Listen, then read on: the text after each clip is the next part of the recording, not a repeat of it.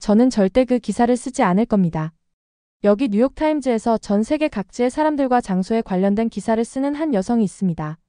어느 날 오래전에 돌아가신 한국의 음악 프로듀서에 관한 기사를 써달라는 제보를 받게 되는데요. 하지만 그녀는 한국에 대해 알지 못했고 한국같이 후진국에 대한 노래를 기사로 쓰고 싶어 하지 않았는데요. 그러던 그녀는 어쩔 수 없이 기사를 쓰기 위해 한국에 가게 되고 맙니다.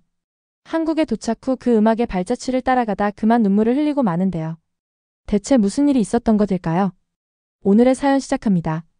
안녕하세요. 제 이름은 제니예요. 저는 미국에서 온 신문 기자입니다. 뉴욕타임즈 신문사에서 일하고 있어요. 매일 아침 저는 제 책상에 앉아 커피를 마시며 이메일을 확인하고 있었죠. 제 상사는 저에게 세계 각지의 사람들과 장소에 관한 기사를 쓰라고 지시하곤 했어요.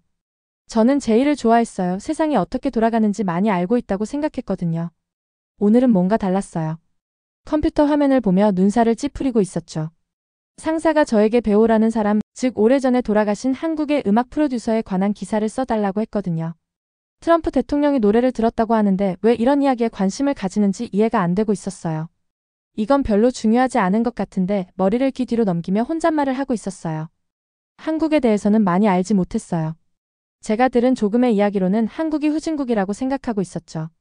그저 미국 음악과 문화를 따라하려는 가난한 사람들 뿐이라고요. 도대체 그들이 우리 독자들에게 중요할 만한 것을 만들 수 있을까요? 상사 사무실로 걸어가고 있었어요. 오늘따라 복도가 길게 느껴지고 있었죠. 유리벽을 통해 상사가 컴퓨터에 타이핑하고 있는 모습이 보였어요. 이 한국 이야기는 우리 시간을 들일 가치가 없는 것 같아요. 사무실에 들어가자마자 말했어요. 대부분의 미국인들이 지도에서 찾을 수도 없는 나라의 오래된 음악 프로듀서에 누가 관심을 가질까요? 상사는 컴퓨터에서 저에게 눈을 돌렸어요. 제 말에 놀라는 기색이 없었죠. 그게 바로 내가 가야 하는 이유야, 제니. 넌 모르는 것들에 대해 강한 편견을 갖고 있어. 이번 여행이 내게 새로운 것을 가르쳐 줄지도 몰라. 얼굴이 뜨거워지는 걸 느꼈어요. 뭔가 모른다고 말하는 것을 좋아하지 않았거든요. 책상으로 돌아와 전달받은 파일을 열고 있었어요. 안에는 진지한 표정의 어두운 눈을 가진 남자의 오래된 흑백 사진들이 있었죠. 그의 이름은 배우였어요. 서류에 따르면 그는 한국 음악을 완전히 바꿨다고 해요. 그는 많이 아플 때도 마지막 숨을 쉴 때까지 일했다고 해요. 그의 노래들은 전쟁으로 부서진 나라를 치유하는 데 도움을 주었다고도 적혀 있었어요. 동화 같은 이야기네. 파일을 닫으며 중얼거리고 있었죠. 전화가 울렸어요. 다음 주 서울행 비행기를 확인하는 여행사였어요. 창밖으로 뉴욕의 스카이라인을 바라보고 있었죠. 높은 빌딩들이 저를 편안하게 느끼게 해주고 있었어요. 이곳이 제 세계예요. 이곳에서는 모든 것을 이해하고 있었으니까요. 어떻게 노래가 나라를 치유할 수 있을까요? 어떻게 음악이 그렇게 중요할 수 있을까요? 저에게는 어리석게 느껴지고 있었어요. 하지만 상사는 마음을 바꾸지 않을 거예요. 한국에 가서 이 이야기를 써야만 했죠. 그날 밤이 돼서야 저는 집으로 퇴근했어요. 제가 좋아하는 대로 깨끗하고 정돈되어 있었죠. 여행까지 며칠이 남았지만 벌써 여행 가방을 꾸리기 시작하고 있었어요. 저는 항상 미리 계획하거든요. 책장을 보다가 한국에 관한 가이드북을 집었어요. 오래됐고 한 번도 펴본 적이 없었죠. 페이지를 넘기면서 현대적인 건물들과 붐비는 거리가 있는 서울의 사진들을 보고 있었어요. 이건 저를 약간 놀라게 했죠. 가난한 마을과 오래된 절만 볼 수 있을 거라고 생각했거든요. 이곳에 내가 생각한 것보다 더 많은 것이 있을지도 모르겠네. 혼잣말을 하고 있었지만 곧 고개를 저었어요. 아니야, 그냥 미국을 따라하려는 거겠지. 특별한 건 없을 거야. 아직 알지 못했지만 이 과제는 저에게 모든 것을 바꿔놓을 거예요. 제 깔끔하고 정돈된 삶이 곧 엉망이 될 거예요. 제 강한 의견들이 시험받게 될 거고요. 앞으로의 여정은 세상과 저 자신에 대해 제가 안다고 생각했던 모든 것에 도전하게 될 거예요. 여행 가방을 닫고 문 옆에 놓았어요. 한국에 가긴 하지만 제 모든 편견도 함께 가지고 가고 있었죠.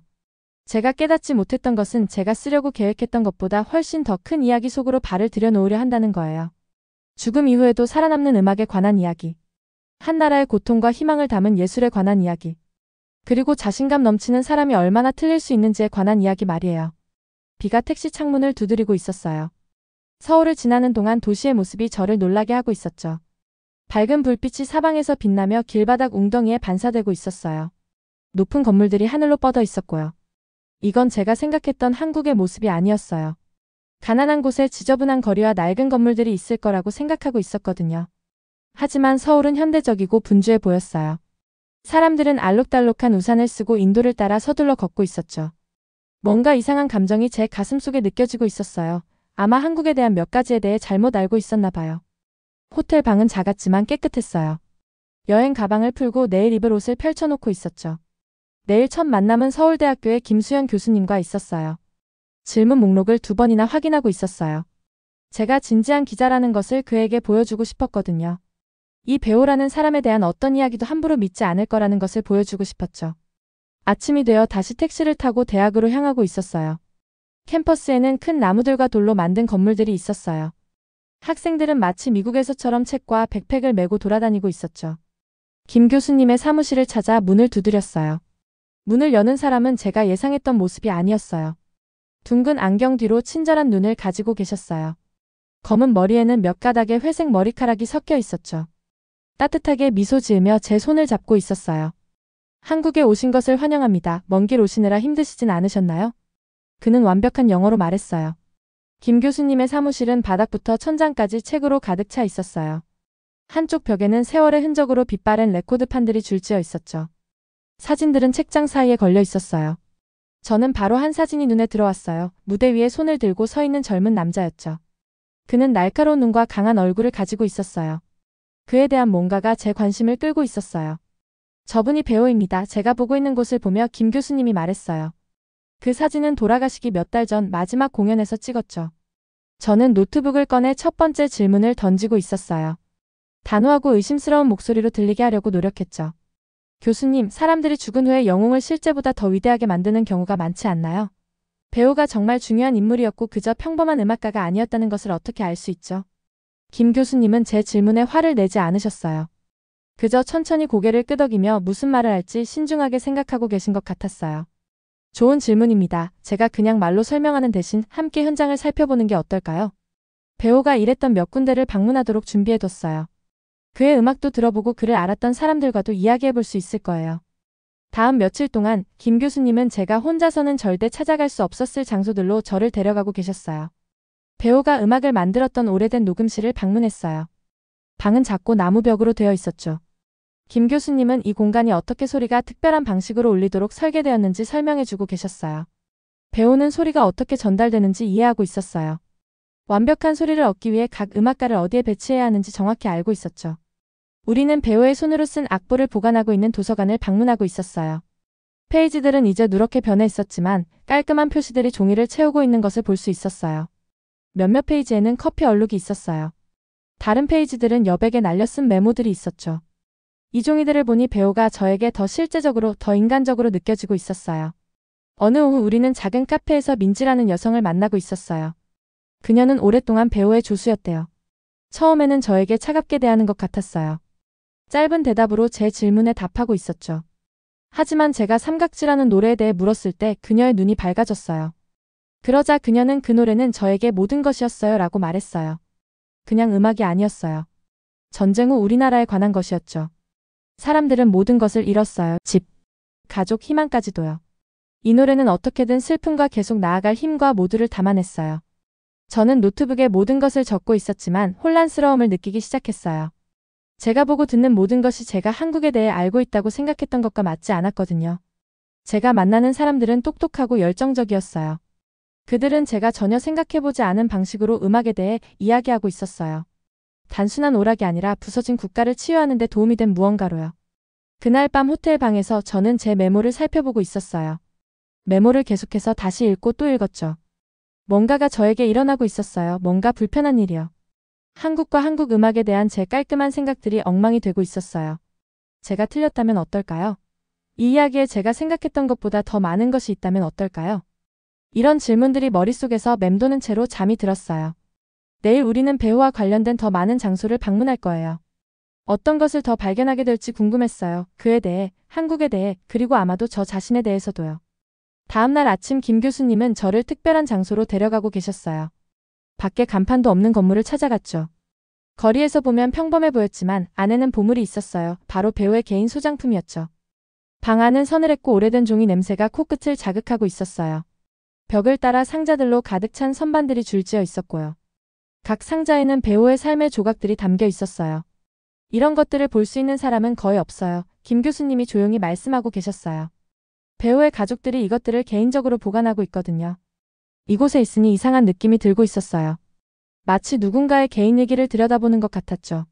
하지만 동시에 호기심도 느끼고 있었어요.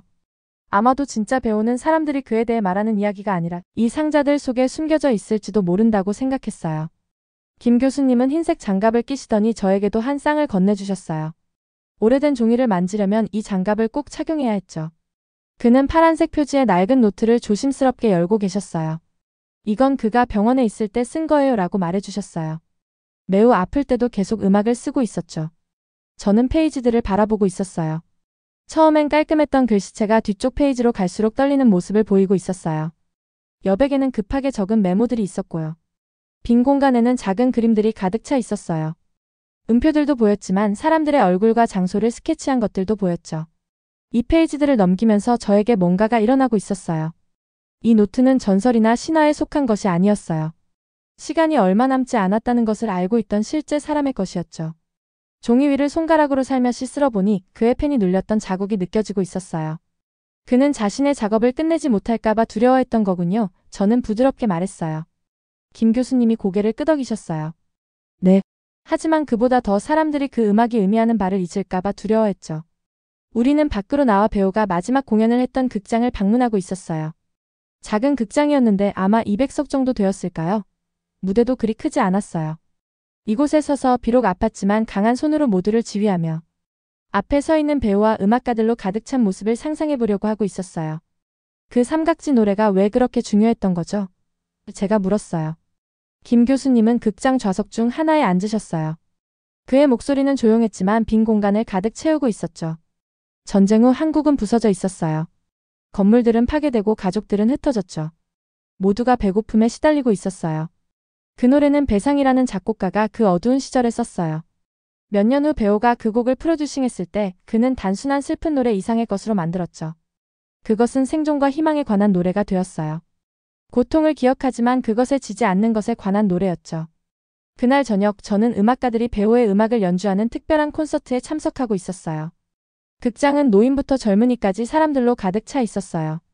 음악이 시작되자 저는 그들의 얼굴을 지켜보고 있었어요. 몇몇은 눈을 감고 있었고 다른 이들은 박자에 맞춰 고개를 끄덕이고 있었어요. 몇 명은 눈물을 닦고 있었죠. 저도 눈을 감고 정말로 귀 기울여 듣기 시작했어요. 음악은 마치 말없이 이야기를 들려주는 것 같은 느낌이었어요. 슬픔도 느껴졌지만 동시에 강인함도 느껴지고 있었어요. 상실감도 있었지만 사랑도 느껴졌죠. 깨닫지 못한 사이 눈가에 눈물이 고이고 있었어요. 잠시 쉬는 시간에 저는 신선한 공기를 마시러 밖으로 나갔어요. 전화가 울렸는데 제 상사가 기사 진행 상황을 물어보고 있었죠. 타이핑을 시작했다가 멈추고 말았어요. 어떻게 제가 느끼고 있는 것을 설명할 수 있을까요? 한국 음악에 대해 제가 알고 있다고 생각했던 모든 것이 틀렸다는 걸 어떻게 그녀에게 말할 수 있을까요? 다시 비가 내리기 시작했어요. 서둘러 안으로 들어가다가 지팡이를 짚은 노인과 부딪혔어요. 먼저 죄송하다고 말을 건넸어요. 그러자 당신이 미국에서 온 기자군요. 그가 두꺼운 억양의 영어로 말했어요. 저는 오랫동안 배우의 음향 엔지니어였답니다. 그는 어떤 책에도 나오지 않는 배우에 관한 이야기들을 들려주고 있었어요.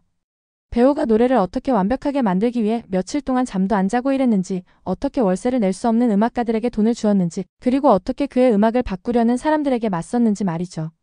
마지막 공연 전날 밤 그는 거의 걸을 수 없을 정도로 힘들어하고 있었어요. 취소해야 한다고 말했더니 그는 떨리는 목소리로 음악이 내 고통보다 더 중요하다고 했죠. 호텔 방으로 돌아와서 지금까지 제가 쓴 모든 것을 살펴보고 있었어요. 이제 제 말들이 공허하게 느껴지고 있었죠. 비어있는 느낌이었어요. 제가 발견하고 있는 진실을 담아내지 못하고 있었어요. 전부 지우고 다시 시작했죠. 한국에 와서 내가 무엇을 발견할지 알고 있다고 생각했어요 라고 타이핑했어요. 하지만 틀렸네요. 글을 쓰면서 제 손이 약간 떨리고 있었어요. 이건 제 상사가 기대하는 기사가 아니었어요. 제가 말하려고 계획했던 이야기가 아니었죠. 이건 뭔가 다른 것이었어요. 제가 얼마나 틀렸었는지에 대한 정직한 것이었죠. 글을 쓰면 쓸수록 이게 더 이상 배우에 관한 것만이 아니라는 걸 깨닫고 있었어요. 저에 관한 것이기도 했죠. 우리가 이해하지 못하는 것들을 얼마나 쉽게 판단하는지에 관한 것이었어요. 말이 실패할 때 음악이 어떻게 말할 수 있는지에 관한 것이었고요. 한 사람의 예술이 어떻게 한 나라의 상처를 치유하는 데 도움이 될 수 있는지에 관한 것이었죠. 밤새 글을 쓰고 있었어요. 아침이 왔을 때 제가 쓴 것을 바라보았어요. 완벽하지는 않았어요. 제 상사가 원하는 것도 아니었고요. 하지만 한국에 도착한 이후 처음으로 진실되게 느껴지고 있었어요. 녹음실은 작고 지하에 숨겨져 있었어요. 민지 씨가 저를 이른 아침에 이곳으로 데려오고 있었죠. 벽은 소리를 더 좋게 만들기 위한 특별한 폼으로 덮여 있었어요. 오래된 기계들이 손잡이와 다이얼을 갖춘 채 한쪽 벽을 따라 줄지어 놓여 있었죠. 구석에는 피아노가 놓여 있었는데 건반은 세월의 흔적으로 누렇게 변해 있었어요. 여기가 배우 씨가 가장 좋은 작업을 했던 곳이에요. 민지 씨가 믹싱보드를 부드럽게 만지며 말하고 있었어요. 그는 이곳을 자신의 생각의 방이라고 불렀죠. 민지 씨는 오래된 레코드를 꺼내 턴테이블에 올려놓고 있었어요. 조심스럽게 바늘을 내렸죠. 처음에는 지직거리는 소리가 들리다가 음악이 방 안을 가득 채우기 시작했어요. 노래는 마치 누군가 비밀을 속삭이는 것처럼 부드럽게 시작되고 있었어요. 그런 다음 더 많은 악기들이 합류했죠. 마이너스 기타와 드럼처럼 제가 알아볼 수 있는 것들도 있었고 제 귀에는 낯설고 새로운 것들도 있었어요.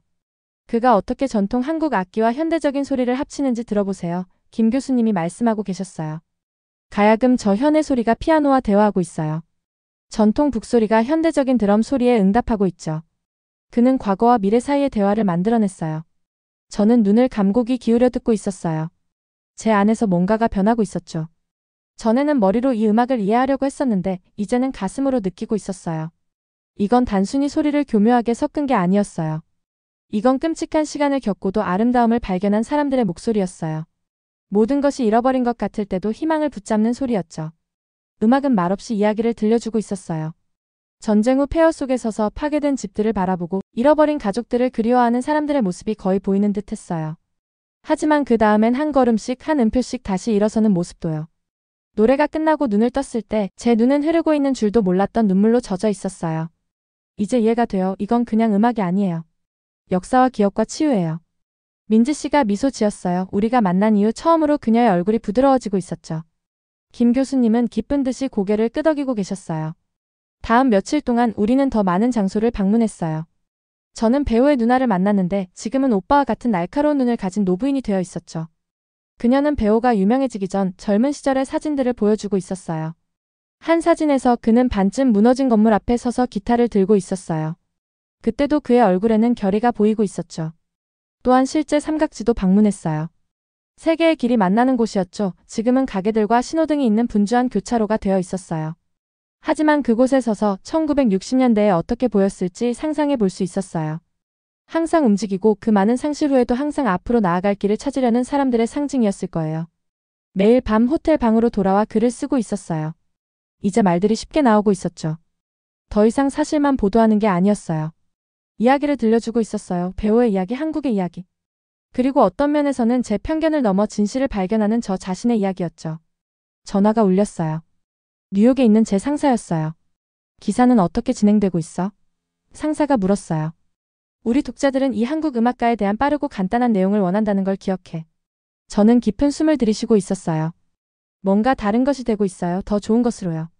이 이야기는 그냥 빠른 개요 이상의 것을 받을 자격이 있어요. 전화기 너머로 침묵이 이어지고 있었어요. 그러다 제니 이건 너답지 않네. 넌 항상 계획을 고수했잖아. 알아요. 하지만 때로는 새로운 것을 배울 때 계획도 바뀔 필요가 있어요. 전화를 끊고 나서 걱정이 되기 시작했어요.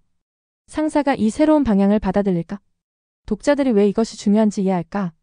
하지만 다른 사람들이 이해하지 못할 때도 새로운 것을 만들었던 배우의 용기가 생각났어요. 저도 용감해질 필요가 있었죠. 한국에서의 마지막 날 김 교수님이 저를 저녁 식사에 초대해 주셨어요. 그의 아파트는 사무실처럼 책과 음악으로 가득 차 있었어요. 그의 아내분께서는 작은 접시에 전통 한국 음식을 내어주고 계셨어요. 몇 주 전에는 이런 낯선 음식들을 시도하는 것이 두려웠을 거예요. 이제는 새로운 맛을 즐기며 모든 것을 먹고 있었죠. 저녁 식사 후 김 교수님은 저에게 작은 상자를 주셨어요. 안에는 오래된 카세트 테이프가 들어 있었어요. 이건 배우가 왜 음악을 만들었는지 이야기하는 내용이에요. 그가 말했어요. 귀한 거예요. 당신의 기사에 도움이 될 것 같아서요. 저는 조심스럽게 테이프를 들고 있었어요. 보물처럼 느껴졌어요. 현재에도 여전히 말을 걸어오는 과거의 한 조각이었죠. 이것이 이 여정의 보상이었어요. 단순히 기사를 위한 정보가 아니라 제가 세상을 바라보는 방식을 바꿀 이해였어요. 내일은 뉴욕으로 돌아가는 비행기를 타요. 여행 가방을 꾸리고 있었는데 책과 녹음물 그리고 메모들로 이제 훨씬 더 무거워져 있었어요. 하지만 가장 큰 변화는 제 안에 있었죠. 저는 잘못된 생각으로 가득 찬 채 한국에 왔어요. 그리고 제가 상상했던 것보다 더 단순하면서도 더 복잡한 진실을 가지고 떠나게 되었어요. 비가 그쳤어요. 호텔 창문으로 밤하늘에 빛나는 서울의 불빛이 보이고 있었어요. 역사와 희망으로 가득 찬 아름다운 도시였어요. 전에는 이것을 보지 못했어요. 이제는 보고 있었죠. 뉴욕에 있는 제 책상이 이제는 왠지 낯설게 느껴지고 있었어요. 모든 것이 어쩐지 더 작아 보였죠. 한국의 조용한 녹음실을 지나고 난 후에는 분주한 뉴스룸의 소리가 너무 시끄럽게 들리고 있었어요. 컴퓨터 화면이 배우에 관한 기사를 타이핑하는 동안 빛나고 있었죠. 손가락이 키보드 위를 빠르게 움직이고 있었어요. 물처럼 말들이 쏟아져 나오고 있었죠. 서울에서 돌아온 지 3일이 지났어요. 잠을 많이 자지 못했어요. 이 이야기를 제대로 전하고 싶었거든요. 제가 써본 어떤 이야기보다 더 중요하게 느껴지고 있었어요. 배우가 정말 어떤 사람이었는지, 그리고 왜 그의 음악이 오늘날에도 여전히 중요한지 사람들에게 보여줄 필요가 있었죠. 상사가 저를 사무실로 부르고 있었어요. 사무실 문을 닫으며 그의 표정이 심각해 보이는 걸 보았어요. 제니, 내 초안을 읽어봤어. 상사가 말했어요. 우리가 얘기했던 것과 다르네. 저는 더 똑바로 서 있었어요. 여행 전에는 그를 기쁘게 하기 위해 바로 기사를 바꿨을 거예요. 하지만 이제는 다르게 느껴지고 있었어요. 더 강하게요. 우리가 얘기했던 것보다 더 좋아요. 조용히 말했어요. 그는 고개를 저었어요. 너무 개인적이야. 내 감정에 대해 너무 많이 말하고 있어. 넌 팬이 아니라 기자여야 해. 예전 방식으로는 이 이야기를 말할 수 없어요 라고 설명하고 있었어요. 배우의 음악은 단순한 음표와 소리가 아니에요. 전쟁 후 치유되는 나라에 관한 거예요. 고통을 기억하면서도 아름다움을 찾는 것에 관한 거고요. 제가 어떻게 이것을 직접 배웠는지 보여줄 수밖에 없었어요. 상사는 오랫동안 저를 바라보고 있었어요. 저는 한국에서 만난 모든 사람들을 생각하고 있었죠. 그들이 어떻게 저에게 그들의 이야기를 맡겼는지요. 의미 있는 것을 만들기 위해 마지막 날까지 일했던 배우를 생각했어요. 저도 용감할 수 있었죠. 우리 독자들은 너에게서 특정한 종류의 이야기를 기대하고 있어. 그가 마침내 말했어요. 아마도 그들이 새로운 것을 받아볼 때가 된 것 같아요 라고 대답했어요. 진실된 것을요. 그러자 그는 한숨을 쉬며 초안을 돌려주고 있었어요. 내일 아침까지 최종 수정을 마쳐 어떻게 될지 보자라고 말했어요. 밤새 기사를 완벽하게 만들기 위해 일하고 있었어요. 전쟁 후 한국의 역사적 배경에 대해 썼어요. 배우의 혁신적인 제작 기술을 설명했고요. 그의 친절함과 결의에 대해 사람들이 들려준 이야기들도 공유했어요. 하지만 제 자신의 여정도 이야기 속에 남겨두었죠. 어떻게 잘못된 생각을 가지고 도착해서 이해를 가지고 떠났는지에 대해서요. 기사가 발행되자 놀라운 일이 벌어지고 있었어요. 사람들이 신문사에 이메일과 편지를 보내기 시작했어요. 한국계 미국인들은 그들의 문화를 존중하게 다뤄준 것에 감사하고 있었죠. 음악 선생님들은 학생들과 기사를 공유할 수 있는지 허락을 구하고 있었고요. 심지어 제 상사도 전화해서 자신이 틀렸고 제가 옳았다고 말하고 있었어요. 가장 특별한 반응은 김 교수님으로부터 왔어요. 그는 배우의 가족이 기사를 읽었고 그것이 단지 전설이 아닌 사람의 진정한 정신을 담아냈다고 느꼈다는 이메일을 보냈어요. 당신은 외부인으로서 거의 할 수 없는 일을 해냈습니다. 그가 쓰고 있었어요. 당신만의 독특한 관점을 가져오면서도 우리의 시선으로 우리의 이야기를 보았습니다. 배우는 음악이 서로 다른 사람들과 문화를 연결할 수 있다고 믿었어요. 당신은 당신의 방식으로 그의 작업을 이어가고 있습니다. 3개월 후 저는 컨퍼런스에서 다른 기자들 앞에 서 있었어요. 긴장되면서도 제가 배운 것을 나누게 되어 설레고 있었죠. 제 뒤 화면에는 배우의 마지막 공연 사진이 보이고 있었어요. 그는 손을 들고 있었고 병에도 불구하고 그의 얼굴은 결연한 모습이었죠.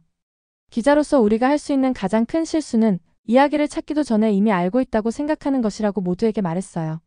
배우는 진정으로 음악을 듣기 위해서는 먼저 우리의 청취 한계를 인정해야 한다고 했어요.